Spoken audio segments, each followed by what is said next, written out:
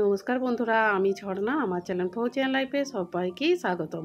দেখো, আমি আমার ব্লগটা এখান থেকে শুরু করছি। যদি আমার ব্লগ ভালো লেগে থাকে তাহলে অবশ্যই লাইক করে দিবে, সাবস্ক্রাইব করে দিবে।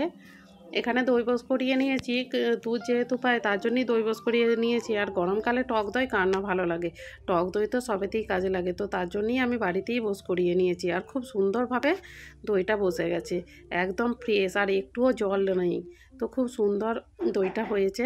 আর এখানে আমি আলু ভেজে নিচ্ছি, কারণ আজকে আমি বানাবো চিকেন। আর তার জন্য আমি এখানে রসুনগুলো ছাড়িয়ে রেডি করে নিয়েছি মশলা। আর এই মশলা আর সব কিছু যদি রেডি করা থাকে তাহলে রান্না করতে তো কোনো ব্যাপারই হয় না, ফটাফট রান্না হয়ে যায়। তো এর জন্য এখানে আমি হলুদ গুঁড়ো, লঙ্কা গুঁড়ো, জিরে গুঁড়ো নিয়ে একটা বাটিতে আমি জল দিয়ে আর একটু ভিজিয়ে রেখে দেবো। আগেকারে দেখেছি মা কাকিমারা এইভাবেই হচ্ছে মশলা বানিয়ে রেখে দিত, যাতে মশলাটাও একটু জলে মজে যায় আর টেস্টটাও অনেকটা বেড়ে যায়। আর এখানে আলুগুলো ভাজা হয়ে গেছে, আলুগুলোকে তুলে নেবো।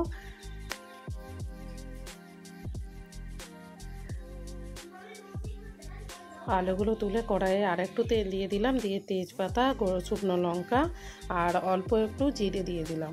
আর এখানে গোটা গরম মশলা দিলাম না, কারণ আমি আদা রসুনের সঙ্গে একবারই পেস্ট করে নিয়েছিলাম। আর যেহেতু অনেক গরম, তার জন্য খুব একটা গরম মশলা ব্যবহার করছি না।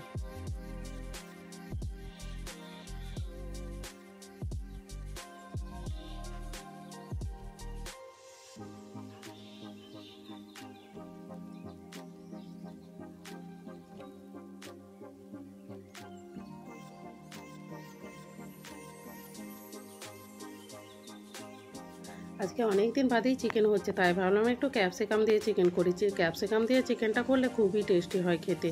আর সবজিতেও ক্যাপসিকাম দিয়েছিল, সেই ক্যাপসিকামগুলো পড়েই আছে, কেউ খায় না। আর ক্যাপসিকামের এমনি সিম্পল সবজি করলেও কেউ খেতে চায় না, তো তাই ভাবলাম যে চিকেনের সাথেই দিয়ে দিই। চিকেনের সাথে ক্যাপসিকামটা দিলে খুব টেস্টি হয় চিকেনটা।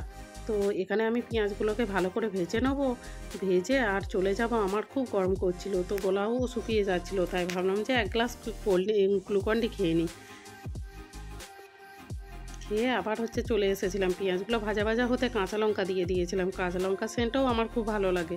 আর যেহেতু আমি শুকনো লঙ্কা খুব কম ইউজ করি পাউডার, তো এর জন্যই আমি কাঁচা লঙ্কাটাই বেশি দিই রান্নাতে। এরপর পেঁয়াজ ভাজা ভাজা হয়ে গেলে আদা রসুনের পেস্টটা দিয়ে দেবো। এই আদা রসুনের সঙ্গেই গোটা গরম মশলা দিয়ে আছে।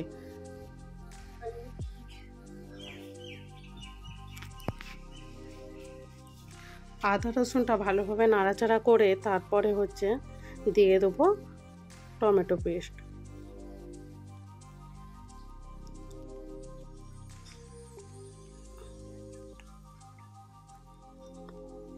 টমেটো পেস্টটা ভালোভাবে নাড়াচাড়া করে আর হচ্ছে কালার চলে এলেই দিয়ে দেবো চিকেনটা। চিকেনটা আগে থেকে মাখিয়ে রাখলেও হয়, আর আগে থেকে না মাখিয়ে রাখলে এইভাবে কাঁচা দিয়ে দিলেও খুব ভালো হয়। তো আমি যখনই চিকেন রান্না করি ম্যারিনেট করেই রাখি। আজকে বেশি টাইম থাকেনি, তো এর জন্যই আমি এরকমভাবে কাঁচা চিকেন দিয়ে দিলাম। আর চিকেনটাকে খুব ভালোভাবেই নাড়াচাড়া করতে হবে। আর এখানকার চিকেনে প্রচুর জল বেরোয়, একটু নুন দিয়ে দিলে, দিয়ে ঢাকা দিলে এত জল বেরোয়, তো জল যতক্ষণ না শুকোয় ততক্ষণ চিকেনে ভালো টেস্টই হয় না।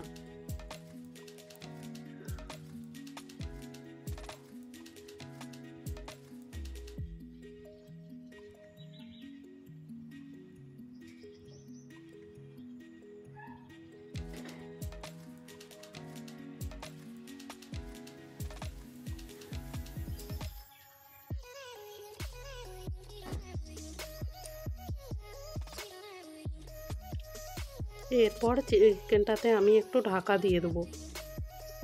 ব্যাস কিছুক্ষণ ঢাকা দিয়ে রেখে ঢাকাটা এরপর খুলে নেব। দেখো কত জল বেরিয়েছে।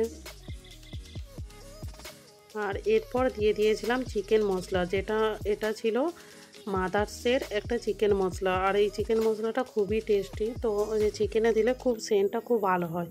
তো আমি 2 চামচের মতো দিয়ে দিয়েছিলাম, দিয়ে নাড়াচাড়া করে নিয়েছি।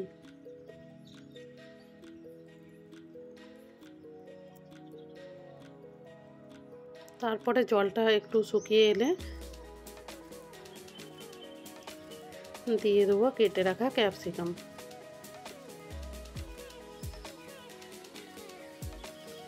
ক্যাপসিকামটা দিয়ে একটু নাড়াচাড়া করে নেবো ভালোভাবে।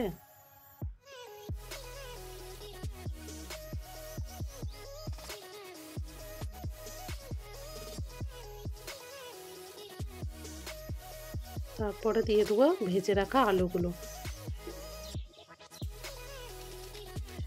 আলুগুলো দিয়ে ভালোভাবে নাড়াচাড়া করে নেব।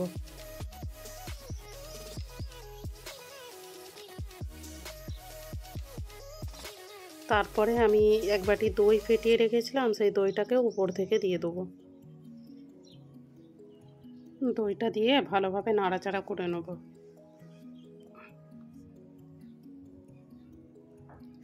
নাড়াচাড়া করার পর যখন দইয়ের জলটাও শুকিয়ে যাবে, তারপরে গরম জল দেবো।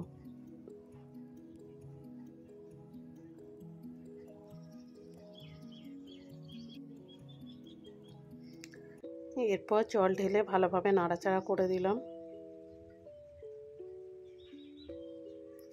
ঝোলটা ফুটে এলে দিয়ে দেবো গরম মশলা। আমার কাছে রাইসের সাহে গরম মশলা ছিল, সেইটাই আমি দিয়ে দিলাম। আর দেখো একটু ফোটানোর পর আমার চিকেন রেডি হয়ে গেছে, একদম কষা কষা চিকেন রেডি। আর এখানে আমি আমার থালা সাজিয়ে নিয়েছি, ফৌজি বাবুর জন্য রেডি হয়ে গেছে চিকেন কষা, টক দই আর করলা আলু মাখা আর আম। তাহলে ব্লগটা কেমন লাগলো অবশ্যই জানাবে, ভালো লাগলে অবশ্যই সাবস্ক্রাইব করে দেবে, লাইক করে দেবে, পাশে থাকবে। নমস্কার।